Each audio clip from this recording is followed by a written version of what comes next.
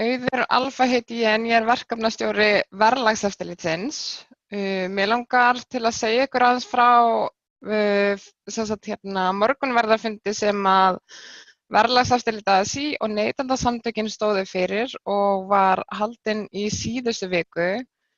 Í kjölfar á könnun þar sem að verðlag á Norðurlöndunum var skoðað að þá ákveðum við að fara af stað í þetta að halda þennan málfund en eins og kannski einhver ykkar tóku eftir að þá vakti þessi könnun gríðarlega athygli og það er bara ljóst af umræðunni eða hversu mikla umræðu verðlagsmálin vekja oft að almenningur hefur áhuga á þessu og þetta eru mál sem skipta gríðarlegu máli fyrir almenning, þannig við ákveðum að fara af stað og halda þennan fund. Fundurinn var sem sagt haldinn hérna á Foss Hotel, bara hérna við hliðina á ASÍ og við fengum til okkar mjög gott fólk til að vera með erindi. Dagskráin var svona, við fengum, Henny Hins, hún var með inngang inn í málfundinn. Svo var Greta María Gretarsdóttir, framkvæmdastjóri Krónunnar. Hún fjallaði svolítið verðlag út frá dagvöruverslunum og þetta var málþing af hverju verðlag á Íslandi er svona hátt á matvöru. Við vorum svona aðeins að reyna að fókusa á matvöruna en auðvitað á þetta við verðlag á fleiri vörum og þjónustu. Svo kom hann Daði Már Kristófersson, prófessor í hagfræði við Háskóla Íslands og fjallaði innflutningstolla og vörugjöld. Gylfi Magnússon, dósent við viðskiptafræðideild Háskóla Íslands, fjallaði ytri áhrif á verðmyndun.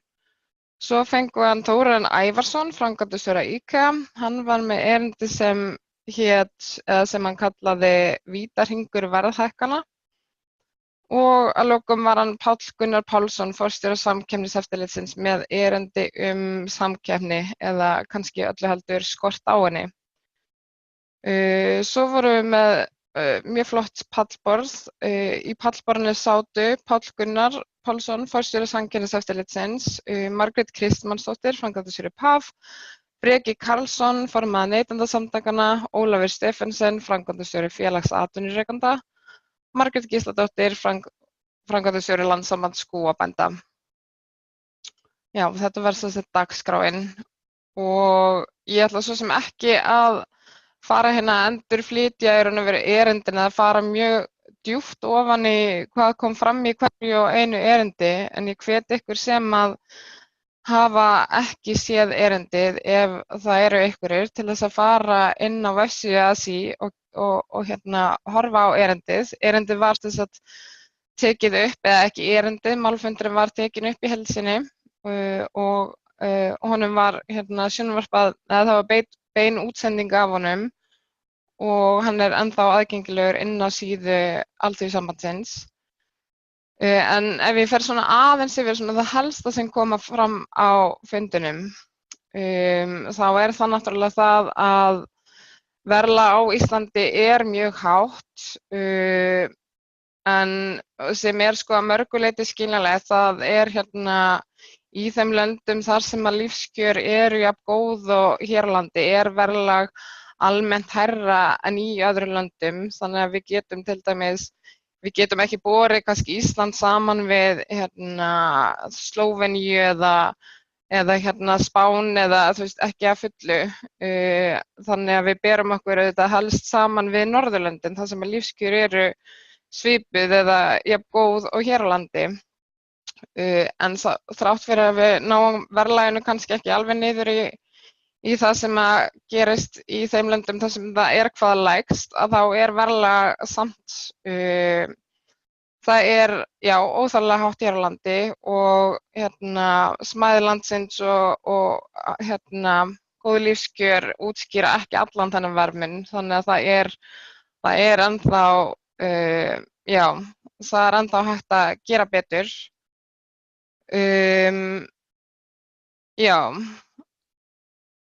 Hún í erindinu hennar Gretu, þar kom hún svolítið inn á gengisáhrifin. sem að hafa auðvitað áhrif hér á landi. Við erum með gengi sem að sveiflast ótrúlega mikið og hefur áhrif á verð á innfluttum vörum.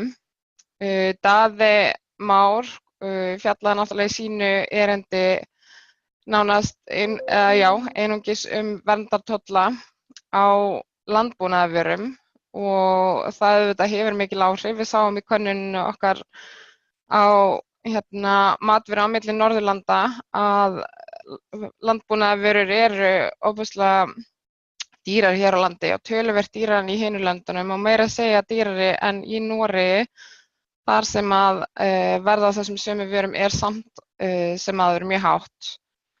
Og þeir eru samt með mjög svipað kerfi og við og í raun og veru mjög sambærilegt. En það er alveg ljóst að þetta hefur mikil áhrif á verð, þessir verndartollar, og í erindinu hans Daða kom fram að við sem neytendur eða samfélag erum að verða af 8 til 10 milljörðum á ári vegna þessara tolla. Og það sem var kannski helst fjallað á fundinum var sko að það er ekki beint sko að við eigum að hætta að styrkja landbúnaðinn, heldur það að sko það er hægt að breyta forminu á þessum stuðningi og það var til dæmis gert með grænmetisbændur fyrir nokkrum árum síðan og það gekk mjög vel. Og þar erum við að sjá að samkeppnin hefur aukist í raun og veru. Það er meiri samkeppni við útlönd en samt sem áður grænmetismarkaðurinn hér á landi mjög sterkur og Íslendingar kjósa samt sem áður að versla við íslenska grænmetisbændur. Þannig að þetta er ekki bara spurning, þetta er í raun og veru ekki spurning að hvort við eigum að hætta að styrkja við íslenska landbúnað eða ekki, heldur hvernig formið á honum er. Svo var rauður þráður í gegnum málþingið var skortur á samkeppni eða fákeppni. Við erum náttúrulega eyland, þannig að í mörgum geirum eða langflestum ofboðslega lítil samkeppni og við erum að horfa upp á það að það eru á ýmsum mörkuðum, til dæmis á matvörumarkaðinum og hjá olíufélögunum og bara tryggingafélög og eitthvað sem nefnt að þar eru við með frekar stór fyrirtæki og það skortur á samkeppni á þessum mörkuðum og á meðan að við erum að sjá öðrum mörkuðum eins og með fatnað og smærri raftæki og fleira, þar meira samkeppni, einfaldlega vegna þess að við getum farið til útlanda og versla okkar vörur, föt eða lítil raftæki, en engu að síður mætti samkeppni samt vera meira á þessum mörkuðum. En þessi litla samkeppni eins og á matvörumarkaði og hjá tryggingafélögum, að hún hefur mjög slæm áhrif á markaðinn og gerir það að verkum að verð ef til vill og mjög líklega hærra en það þyrfti að vera.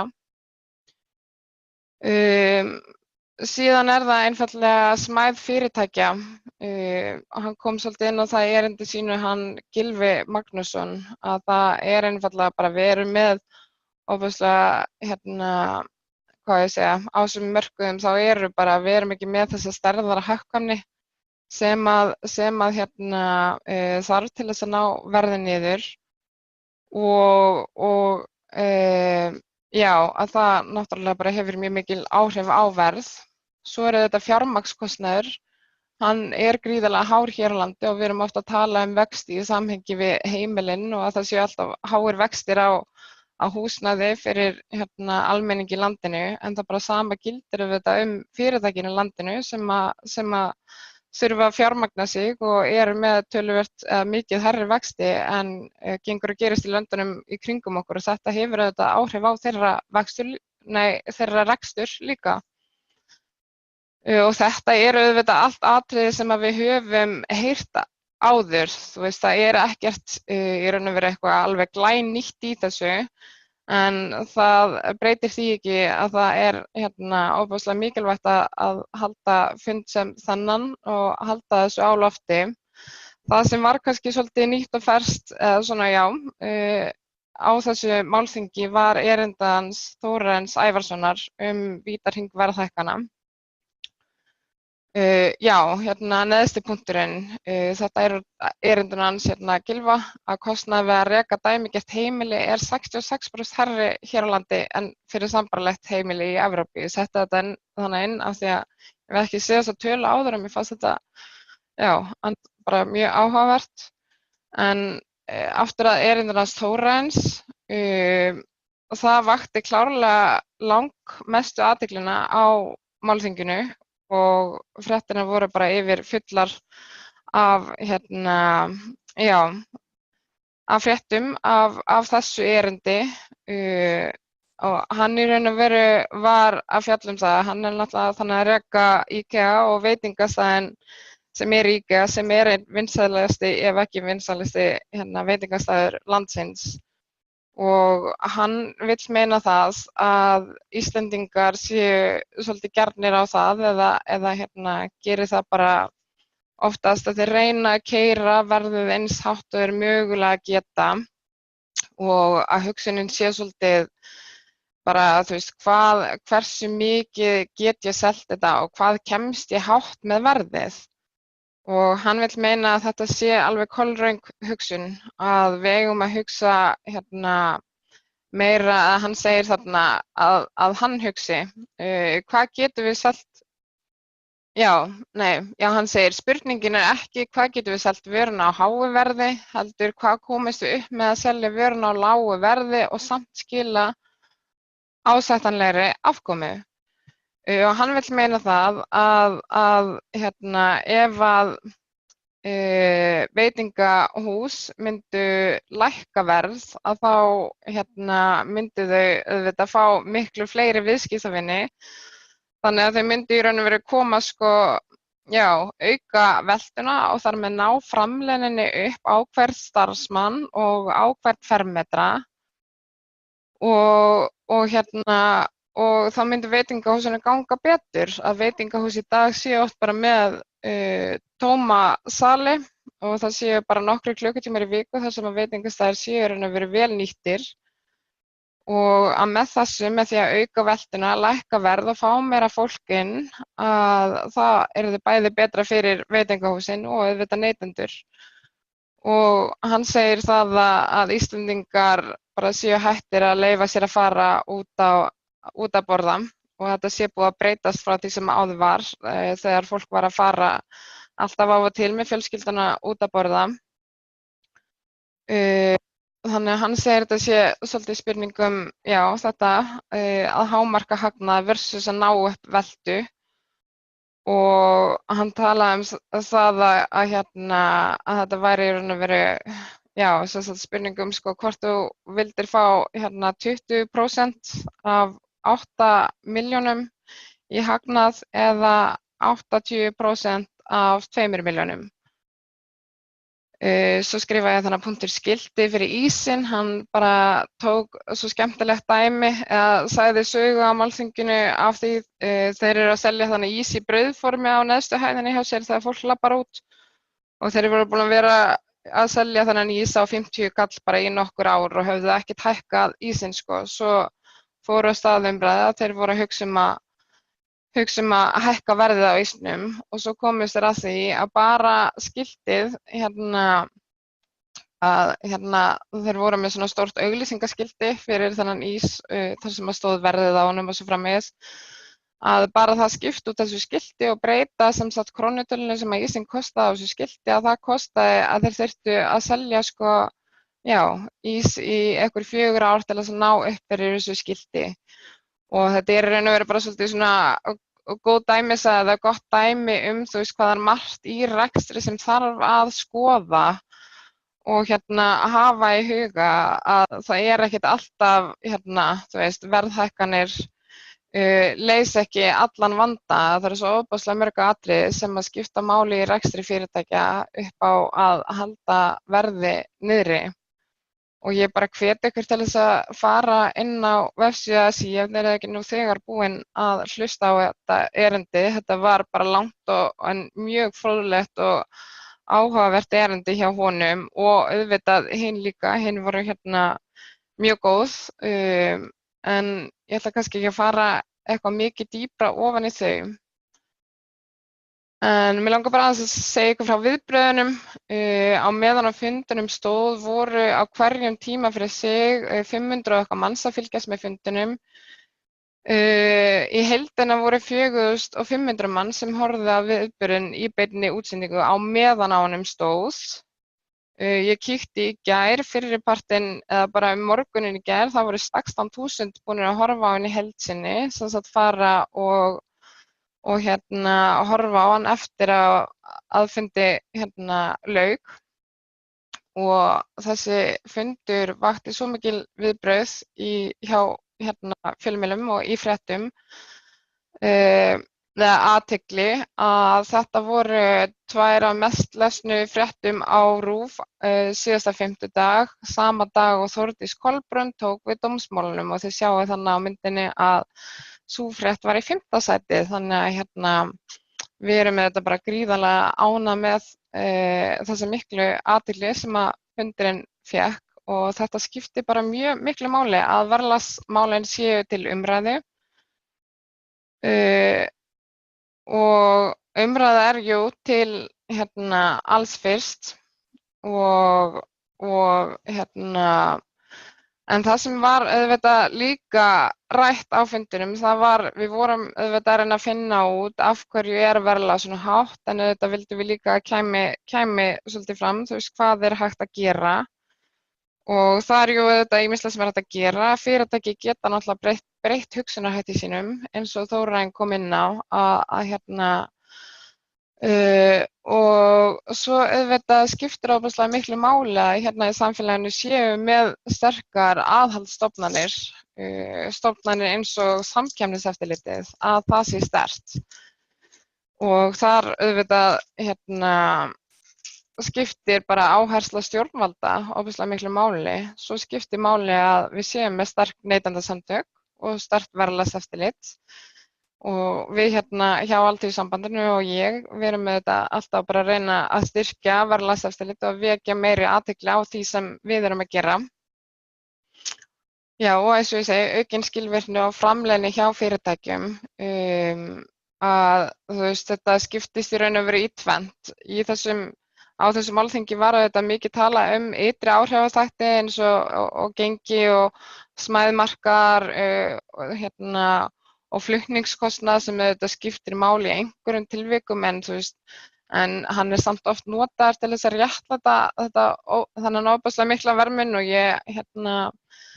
og þú veist, auðvitað bara þessari fyrirlesarar voru sammála það að hann útskýrir, þú veist, ekki þennan mikla verðmun einn og sér. Og svo þessir innri þættir bara í rekstri fyrirtækja, sko, að fyrirtæki og svona talsmenn atvinnurekanda og verslunarmanna vilja oft svolítið bara tala þessa ytri þætti, sko. Það bara, þú veist, þetta bara við þurfum bara að breyta landbúnaðarkerfinu þessum stuðning, þetta bara gengir að kenna að það hitt eða þetta, en það þetta bara ekki rétt. Þetta líka hugsunarháttur hjá fyrirtækjum og hvernig fyrirtæki eru rekin, eins og Þórarinn kom inn á. Þannig að það ýmislegt hægt að gera, og svo þetta bara í dag að þá erum við með tækninni hefur fleygt svo mikið fram, og hún færir okkur auðvitað ný tæki og tól og bara tækifæri til þess að veita neytendum upplýsingar á betri og skilvirkari hátt. Þá bara til dæmis verðlagseftirlitið auðvitað, og svo síður eins og síður og svona upp eins og Aurbjörg, þegar við eflaust ykkur kíkt á þá síðu og viti hvað að tala Aurbjörg, hún að taka saman, eða þú veist, þetta síða það sem tekin saman verð hjá öllum þjónustuaðilum í einhverjum geira. Til dæmis að taka saman verð hjá raforkusölum, þeir að taka saman hvernig kredit- og debitkort best að vera með, svo eitthvað sem nefnt vexti á húsnæðislánum og eitthvað fleira, og við auðvitað vonum bara að þetta muni springa út og það verði miklu fleiri vörur og þjónusta sem verði hægt að skoða verð á í gegnum svona síður í framtíðinni og þetta við erum að sjá þetta í löndunum í kringum okkur líka. Og á svona síðum eða eins og á Aurbjörgu er verð uppfært í rauntíma, þannig að þetta er alltaf nýjustu verðin og þetta auðvitað bara skiptir ofboðslega miklu máli fyrir neytendur að veita neytendum upplýsingar en einnig skapar þetta aðhald við fyrirtækin, bara það sama og okkar verðkannanir gera. Já, þannig að það er ýmislegt hægt að gera og svona fundur hann alltaf skapar umræðu og er bara mjög góður til upplýsingar fyrir almenning og til umhugsunar fyrir verslunarmenn og bara kannski svolítið gaman að segja frá því að fréttir af þessum viðburði eða tengdar þessum viðburði haldi bara áfram og ég var nú bara að opna fréttina rétt áður en þessi fundur byrjaði þar sem fyrirsögnin veitingastaðurinn 3 Frakkar lækkaði verðið 30%, gestunum fjölgaði 30%, kenning Þórarins í IKEA hefur sannað sig og þarna verið að fjalla að 3 Frakkar hafi ákveðið að lækka verð hjá sér 30%, þeir ætluðu fyrst bara að gera það í viku en það gekk svo frábærlega vel að þeir ákveðið að halda því áfram. Og þeir tengja þetta í raun og veru við kenningu Þórarins og þetta er náttúrulega bara frábært að það sé einhver fyrirtæki farin að tala sína reynslu og þetta gefur kannski öðrum fyrirtækjum svona hugmyndir og hvetur þau til dáða hvað þetta varðar. Já, bara aðeins meira þetta, akkur þessi fundur skipti máli. Við þurfum að nálgast málin út frá báðum hliðum. Við viljum hækka launin hjá almenningi og við viljum náttúrulega bara að fólk hafi nóg til þess að lifa. En það skiptir ekki bara máli að lækka laun, við þurfum að nálgast þetta líka út frá hinni hliðinu og reyna að lækka kostnaðinn og það er af nógu að taka. Ég meina, við erum að tala við tökum fyrir hjá Verðlagseftirlitinu, við erum að taka matvöruna, við erum að taka tryggingar og alla bara mjög marga stóra þætti sem að bara telja mjög þungt í útgjöldum heimilina. Núna síðast í janúar var ég að taka saman gjöld fyrir leikskóla og frístund í skólum og við erum að tala að þetta hleypur á hundruðum þúsunda að það kom í ljós að það er meira en yfir 100.000 króna munur á sveitarfélögunum hvað varðar þannig kostnað, þannig að það eru greiðlega tækifæri þarna í að lækka útgjöld heimilana. Og eins og ég er búin að koma fram á þá er þetta náttúrulega bara vitundarvakning til fyrirtækja og neytenda fundur sem þessi og svona umræða. Og þetta skapar þrýsting á fyrirtæki, stjórnvöld og stofnanir og bara síðast en ekki síst þá hátt verðlag ekki náttúrulögmál, við þurfum alveg að muna það að við erum svo vön því að verðlag á Íslandi sé svona ofboðslega hátt og það hæsta sem gerist bara í Evrópu að okkur finnst stundum að það sé bara einhver ómöguleiki að gera eitthvað í því en það er ekki þannig og við þurfum bara að halda áfram baráttunni. Og svo kannski bara aðeins verkefni framöndan hjá Verðlagseftirlitinu. Við förum alltaf hver áramót eða svona og eftir áramót þá tökum við saman þessi opinberu gjöld, það eru leikskólar og skólar og svo tek ég alltaf saman fasteignagjöldin. Og það verður spennandi að sjá, við erum að hugsa bráðlega að fara að skoða aftur í tímann, hversu mikið hafa þau hækkað núna bara á síðustu árum. Við vitum það að fasteignamat hefur hækkað gríðarlega og hvað þessi kostnaður mikill bara ef við tökum nokkur ár saman. Svo það matvaran, hún vegur náttúrulega ofboðslega þungt og þannig að við leggjum mikla áherslu á að skoða hana mjög reglulega og vörukarfan, við erum ekki bara að skoða hver munurinn á milli búðana, hver ódýrasta búðin heldur hversu mikið hefur matvaran hækkað innan hverrar búðar Og svo það bara stærri þættir útgjöldum heimilina og síðasta ári tókum við tryggingar fyrir sem að, já, bara geta kostað heimilin mjög mikið. Og bankaþjónustuna, það vakti líka gríðarlega umræðu og skiptir mjög miklu máli.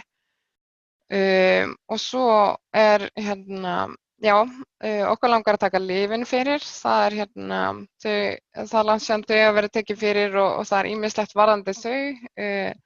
Lyf eru til dæmis bara mjög illa verðmerkt og það engin leið að vita hvað í raun og veru svona lyfseðilsskyld lyf kosta fyrir maður er bara komið með þær í hendunar. Þannig að þú veist, ég myndi telja að þetta sé svolítið samkeppnishamlandi, að maður getur með engu móti vita hvar er ódýrasta lyfið áður en maður fer af stað. Maður þarf bara að fara út í búð eða út í apótek og panta og svo bara eftir á veit maður hvað það kostar. Og svo eru það bara aðrir fastir liðir verðlagseftirlitsins við það eru svona ýmsar kannanir sem við gerum alltaf svona fast bara til dæmis eins og að skipta dekk á bílnum og eitthvað.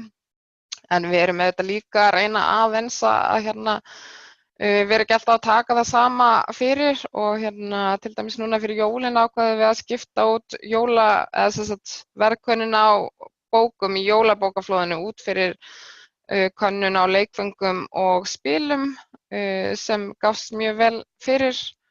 Og það er bara, já, við megum ekki vera alltaf föst í því sama þó það séu vissir þættir sem sé mjög mikilvægt að skoða.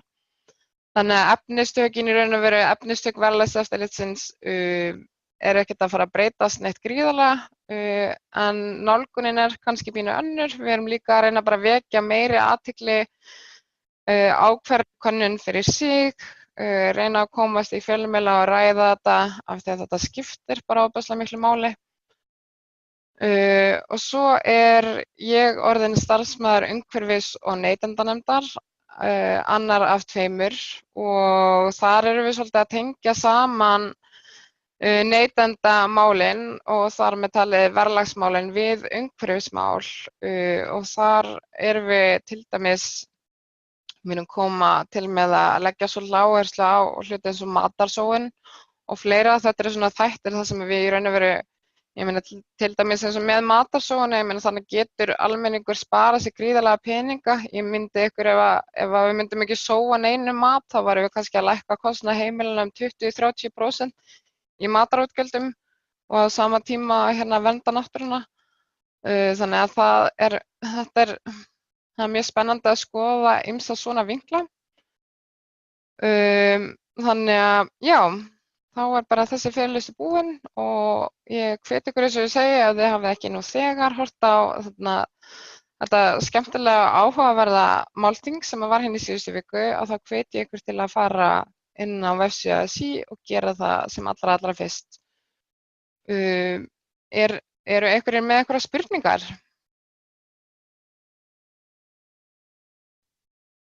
Engar spurningar. Ykkur er alltaf velkomið að senda á mig spurningar eða hugmyndir eða ábendingar. E-mailið mitt eða netfangið mitt er auður.alfa@asi.is og svo er verðlagseftirlitið reyndar líka með sér e-mail. Það er bara verðlagseftirlit@asi.is. Þannig bara ef þeir eru með einhverjar hugmyndir eða spurningar endilega senda á mig. Og ég þakka bara kærlega fyrir mig.